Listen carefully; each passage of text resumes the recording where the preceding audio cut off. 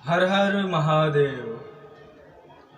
दोस्तों, आज के इस वीडियो में हम जानेंगे मोक्ष के बारे में और साथ ही साथ ये भी जानेंगे कि कर्म कितने प्रकार के होते हैं और किस तरीके से कर्म किया जाए जिससे आपको बार बार इस धरती पर जन्म लेने की जरूरत नहीं पड़ेगी और आवागमन से मुक्त हो सके, यानी कि सीधा मोक्ष को प्राप्त कर सके।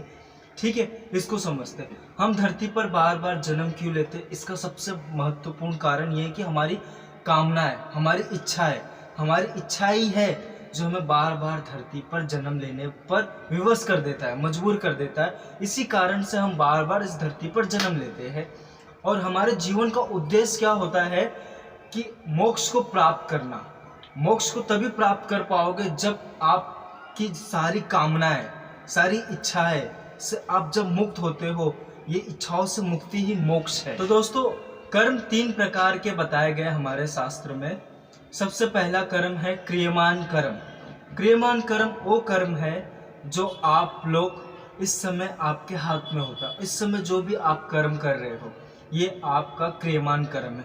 जिस तरीके से मैं वीडियो बना रहा हूँ, इस तरीके से ये मेरा क्रियमान कर्म हो गया। मैं शब्दों का उच्चारण कर रहा हूँ, सोच रहा हूँ, इस तरीके से मैं इस समय जो कर्म कर रहा हूँ ये पूरी तरीके से मेरे हाथ में है। और मैं क्या कह रहा हूँ, कुछ भी कह रहा हूँ, ये सब कुछ मेरे हाथ में पूरी तरीके से मेरे अंडर है। यही मेरा क्रियमान कर्म है। इसी को क्रियमान कर्म कहते हैं। जो आप बैठकर सुन रहे हो, देख रहे हो या फिर कुछ अन्य काम कर रहे हो, ये सारे जो भी कार्य कर रहे हो, ये सारी क्रिया, इसे ही क्रियमान कर्म कहा गया है। और ये आपके पूरी तरीके से आपके कंट्रोल में होता है, आप क्या कर रहे हो। ठीक है, इसे ही क्रियमान कर्म कहा गया है। ठीक है, अब उसके बाद आता है प्रारब्ध। प्रारब्ध क्या होता है कि जो भी आप, प्रारब्ध को भाग्य कहा गया है, भाग्य दुर्भाग्य। और इस प्रारब्ध को समझने से पहले आपको संचित को समझना होगा, क्योंकि संचित कहीं ना कहीं प्रारब्ध से जुड़ा हुआ है।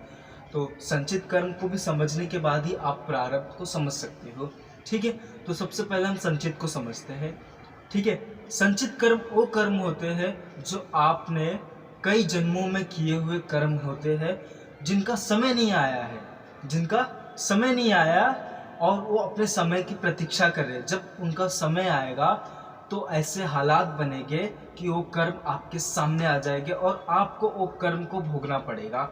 इसे ही कहते हैं कि ना, आपका समय नहीं आया, आपके कर्मों का वक्त नहीं है, आपके कर्म पके नहीं है। जब वो पक जाएंगे तो आपको उसे भोगना ही होगा किसी भी हालत में। ठीक है, तो इसको हम एक एग्जाम्पल से समझते हैं कि जैसे एक इंसान अपने इस जीवन में, फिर से सुनिए, एक इंसान अपने इस जीवन में 10 लोगों की हत्या करता है, 10 लोगों की बेरहमी से मौत के घाट उतार देता है। ठीक है, अपने स्वार्थ के लिए, अपने स्वार्थ के लिए 10 लोगों को मार देता है। ठीक है, उसने ये कर्म कर लिया। ठीक है, अब प्राकृतिक का जो रूल है कि जैसी करनी वैसी भरनी, ये रूल के हिसाब से चलता है। जो तुमने दिया है वही तुम्हें मिलेगा। जब तुमने 10 लोगों को मारा है तो वो 10 लोगों को भी जन्म मिलेगा, तुम्हें मारने का मौका मिलेगा। यानी कि वो 10 लोग जन्म लेंगे और तुम्हें मारेंगे। तो इसके लिए आपको भी 10 बार जन्म लेना पड़ेगा, बराबर ना? क्योंकि एक जन्म में आप 10 बार तो मर नहीं सकते हो, इसीलिए आपको वो कर्म भोगने के लिए 10 बार जन्म लेना पड़ेगा। और यही 10 बार जन्म आपको लगातार मिल सकता है या फिर उसके समय आने पर आपको मिल सकता है। यानी वो 10 लोगों को जिनको आपने मारा है उन्हें पुनर्जन्म मिलेगा और वो आपसे बदला लेंगे। तो उस उनमें से एक का बदला पूरा करने के लिए आपको वापस धरती पे आना होगा और वही इंसान आपको उसी तरीके से बेरहमी से मारेगा जैसे आपने उसे मारा था। तब जाके आपका एक कर्म का पूरा जो आपने किया था वो कट जाएगा, क्योंकि आपने उसे भुगत लिया है। तो कर्म समाप्त, बाकी के 9 के लिए वापस जन्म लेना पड़ेगा और यही चक्र चलता रहेगा। तो ये समझ में आया कि संचित कर्म वो कर्म होते हैं जो आपने करके रखा है लेकिन उसके समय नहीं आया और धीरे धीरे आ रहा है। प्रारब्ध वो होता है जो आपको इस जीवन में इतना मिला है। जैसे कि आपने जन्म लेके आया तो आपके प्रारब्ध में पहले ही लिख दिया जाएगा कि आपने एक जन को बेरहमी से मारा था पिछले जन्म में, तो इस जन्म में वही इंसान आपको उसी अंदाज से मारेगा। ये आपका प्रारब्ध लिख दिया गया। ये प्रारब्ध में बहुत कुछ पहले से ही लिख दिया जाता है, जैसे कि आपकी मौत कब होगी, किस इंसान के हाथ से होगी, कैसी परिस्थितियों में होगी, कौन सी बीमारी आपको छुएगी। इस प्रारब्ध में ये भी लिखा होता है कि आपका विवाह किसके साथ होगा, आपके कितने बच्चे होंगे, आपका जीवन कैसा हो सकता है। लेकिन कहीं ना कहीं ये 50% होता है, क्योंकि बाकी का 50% आपका क्रियमान कर्म होता है।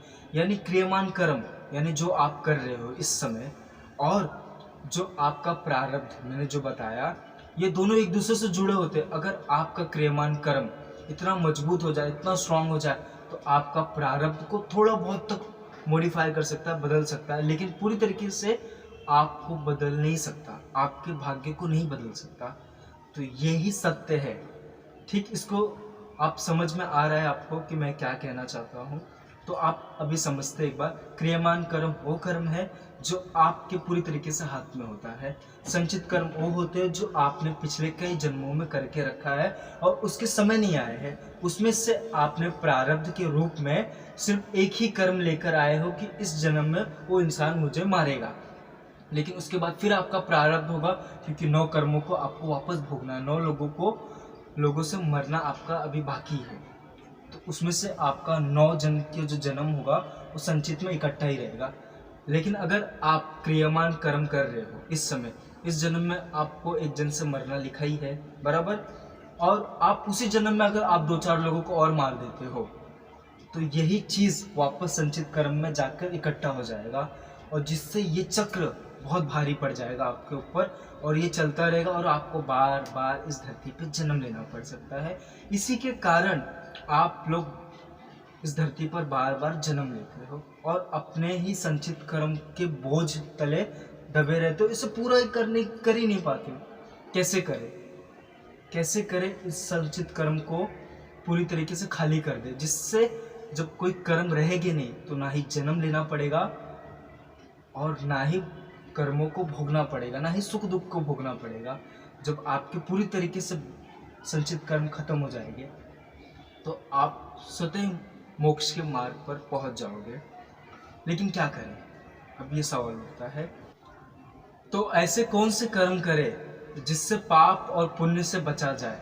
तो निष्काम कर्म योग मात्र एक ऐसा योग है, ऐसा कर्म है जिससे आप पाप और पुण्य से बचे रहते हो, जिसमें आपका कोई स्वार्थ नहीं होता और आप सिर्फ अपना कर्तव्य समझ के उस चीज़ को करते हो। महाभारत के युद्ध के दौरान अर्जुन अपने कर्तव्य से विमुख हो रहा था, तो उस समय श्री कृष्ण ने उन्हें बताया था कि पार्थ, तुम एक क्षत्रिय हो और क्षत्रिय का धर्म होता है कि युद्ध करे और धर्म के लिए युद्ध करे।